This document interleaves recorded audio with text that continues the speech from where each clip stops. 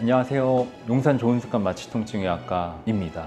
환자분들이 아무래도 여러 부위로 다 오시지만 제일 중요한 게 이제 허리 치료라서요. 허리 치료를 받으시면서 처음 허리가 아프니까 너무 걱정되는 부분도 많고 막 인터넷에 자료는 너무 많고 제가 기본적으로 허리 공간의 구조에 대한 거를 설명을 한번 드리면 좋겠다고 생각이 많이 들었습니다. 그래서 진료실에서는 그게 사실 너무 어렵거든요. 아픈 분한테 또 말씀드린다고 해도 귀에 들어오지가 않아요. 그래서 유튜브라는 되게 좋은 이런 매체가 여러분들이 조금 저희가 치료를 한 후에 조금 안 아파지고 나서 그리고 이 안 아파지고 나서 다시 안 아파지려면은 어떻게 허리를 관리하고 이 개념을 쌓아가실지 그게 되게 중요할 것 같아서 이 영상을 하나 만들고 싶더라고요. 제일 문제는 뭐냐면 제 생각에는 보이지가 않는다는 거예요. 이게 피부에 가리고 이 깊숙한 공간이어서 우리가 보이지 않으니까 내가 뭐 이렇게 쓰는 게 맞는 건지 저렇게 쓰는 게 맞는 건지 이렇게 하면 아프고 저렇게 하면 안 아프고 그러니까 이런 것들에 대해서 너무 답답한 거예요. 그래서 많은 분들이 답답하면 제일 먼저 의존하는 게 MRI예요. MRI. 근데 MRI를 찍는다고 내가 낫는 건 아니거든요. MRI를 찍으면은 그 내 현상 상태에서 알게 되니까 답답함이 좀 많이 풀리죠. 그래서 저희가 필요한 시점에는 분명히 MRI를 권고 드리지만 보이지 않는 세계에 대해서 오늘 좀 설명을 드리려고 합니다. 그래서 첫 번째, 1번은 구조물입니다.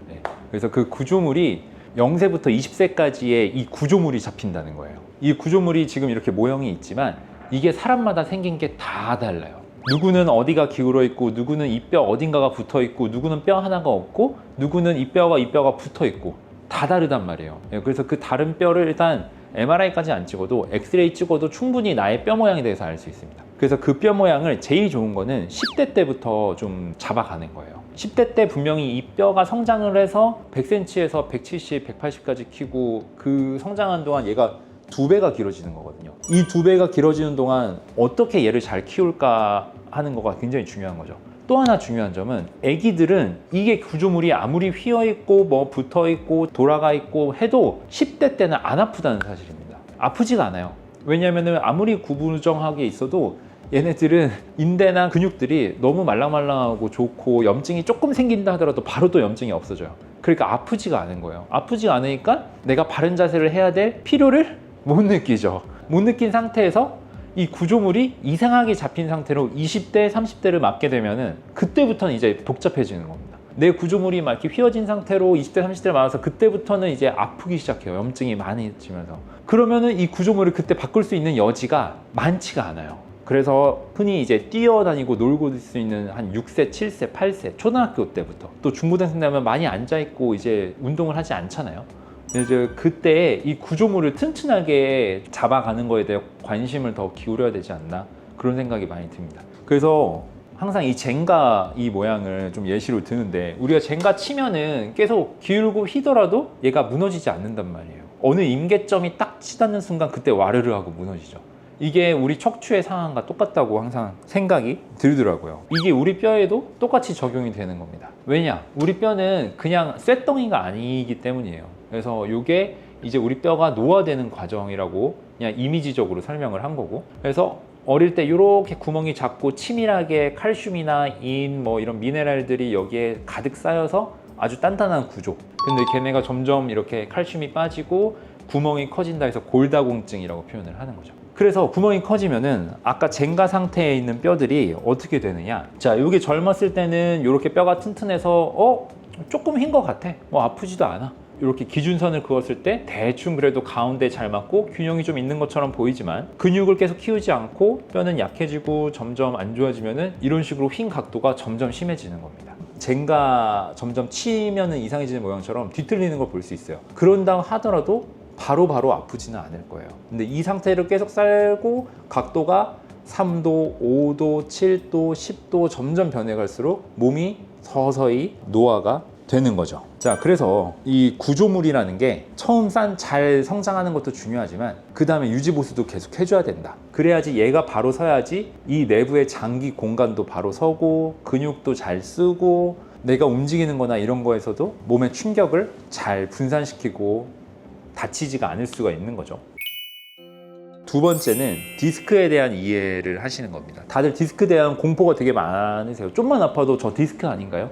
이렇게 공포감이 오거든요. 근데 디스크라는 거는 병이 아니고, 디스크는 우리 몸에 되게 소중한 자전거럼 쇼바, 완충장치예요. 예, 그 완충장치가 계속 혹사당하면은 바깥으로 삐져나오면서 그 디스크가 누르지 말아야 할 것을 이제 누르면서 이렇게 문제가 생기는데, 모형으로 말씀을 드리면 이런 식으로 계속 혹사당하면 이렇게 볼록하고 튀어나온다는 거죠. 근데 이 볼록하고 튀어나오는 부분이 또 여기냐 저기 안쪽이냐 어디냐에 따라서, 그리고 이 안에 튀어나온다 한들 그 튀어나온 애가 얘를 누르고 어떻게 누르냐, 그리고 이 누를 수 있는 이 주변 공간이 얼마나 확보되어 있느냐에 따라서 증상이 다 천차만별로 다르게 됩니다.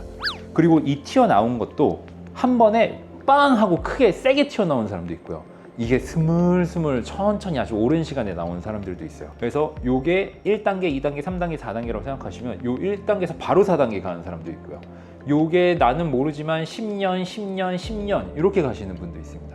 그래서 이런 시간적 차이가 있고 그거에 따라서 증상이 다 다르게 나타나니까 이런 거는 의료진과 많이 상의를 얘기를 나누시는 게 굉장히 중요하고요. 또 여기서 이제 많이 궁금해하시는 부분이 뭐냐면 이게 이대로 가만히 있나요? 흡수가 되나요? 라는 부분입니다. 물론 흡수돼요. 흡수가 되는 애도 있고 흡수가 안 되면서 계속 괴롭히는 애도 있어요. 그래서 이것도 역시 천편일률적이지 않습니다. 저는 경험적으로는 어쨌든 천천히 재활을 하시면서 처음 다치고 아프고 주사 맞고 안 아파지고 나서 어쨌든 3개월을 봅니다. 3개월 동안은 천천히 재활 운동처럼 진행을 해주시면서 그게 흡수되기를, 그리고 더 악화되지 않기를 계속 조심하는 거죠.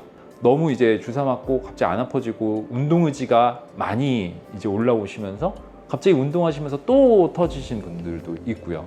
그래서 운동에 대한 시점 역시 사람마다 내가 어떻게 몸을 썼는지에 따라서도 다 다르기 때문에 진짜 천천히 갈수록 너무 더 좋은 것 같습니다. 그리고 세 번째는 요 신경에 대한 이해입니다. 말씀드리고 싶은 건 뭐냐면 이게 되게 설명하기 어려운 표현인 것 같은데요. 가장 핵심 키워드가 저는 이제 글라이딩이라는 말을 많이 씁니다. 글라이딩이라는 건 약간 이렇게 요런 느낌으로 가는 거죠. 그래서 신경이 가만히 있는 게 아니라 이 근육 사이사이랑 공간에서 계속 이렇게 당겨지고 움직이면서 어느 정도 움직이고 있다는 거예요. 그게 예를 들어서 제가 발을 이렇게 들고 내리면은 여기 밑에 있는 그 사이아틱 너머 궁둥신경이 우리 기계처럼 가만히 붙어서 움직이는 게 아니라는 거죠. 이렇게 움직이면 여기 늘어나는 부분에서 당기니까 신경이 그 안에서 계속 이렇게 움직이고 있는 겁니다. 이 글라이딩 개념이 왜 중요하냐면 계속 움직여야 되는데 움직이지 않아서 병이 생기는 게 되게 많아요. 어쨌든 신경은 우리 몸 안에서 계속 글라이딩 하고 있어요. 그래서 그 글라이딩을 잘 써주면은 신경이 재활도 되고 건강해지고 병이 난다고 해도 회복도 훨씬 잘 되고요. 그래서 그 글라이딩 하는 개념을 좀 충분히 이해하시면 좋을 것 같아서 말씀드렸고, 그리고 그 신경이 중간중간에 압박을 받습니다. 그래서 눌리더라도 계속 글라이딩 하는 개념으로 재활을 해주시면은 병 이후에도 후유증이 있어요. 그래서 그런 후유증들을 충분히 잘 컨트롤 해주실 수 있습니다. 압박에 대해서 하나 더 이미지로 이렇게 설명을 하면은 이 압박이 심해지면은 그때 우리가 이제 해줄 수 있는 게 이런 수술인 겁니다. 그게 무슨 말이냐면 요거 이렇게 어쨌든 피부를 까고 근육들을 제끼고 들어가서 이렇게 뼈들을 제거를 하고 요게 이제 가장 중요한 척추 신경입니다. 그 큰 강줄기인 거죠. 그 강줄기를 이렇게 열어주는 거예요. 이렇게 열어주고 이 구조물이 불안하면은 이 주변에 이제 불안하지 않도록 장치들을 해주고 그런 수술들을 하게 됩니다. 그래서 너무 압박받는 게 심하다 그러면 이렇게 수술적 치료로 열어주셔야 되는 겁니다. 자, 그리고 네 번째는 이제 노화입니다. 우리가 노화는 피할 수가 없어요. 그럼 노화는 피할 수 없으니까 이 노화를 어떻게 받아들여야 되냐? 늦춰야 된다. 그걸 늦추는 게 이제 우리가 이 안에 허리 구조를 조금 이해를 하면은 더 좀 필요성을 느낄 수 있다는 겁니다. 뼈가 노화가 오면은 뼈가 점점 이렇게 뾰족해지고 디스크 공간도 점점 얇아지고 관절 사이에도 이런 유착 같은 게 생기면서 질겨지고 그런 공간적 변화들이 계속 보입니다. 뼈가 이렇게 있지만 사실 이 뼈 주변에는요 강한 인대들이 계속 이렇게 잡아주고 있어요. 그래서 이런 인대들이 질겨진다고 생각하시면 돼요. 더 질겨지면은 당연히 움직일 수 있는 범위도 줄어들고 조금만 움직여도 얘네끼리 서로 상처가 나면서 안에 염증이 계속 생기게 됩니다. 그 공간이 이렇게 인대들로 차여 있고 또 인대들은 또 근육과 힘줄들로 덮여 있고요. 근육과 힘줄들은 또 여러 혈관들과 신경들로 계속 그 사이사이가 지나가고 있는데요. 결국 노화라는 거는 딱딱해지고 질겨지니까 조금만 움직여도 상처가 더 잘 나고, 상처가 잘 난다는 거는 염증이 계속 생긴다는 거예요.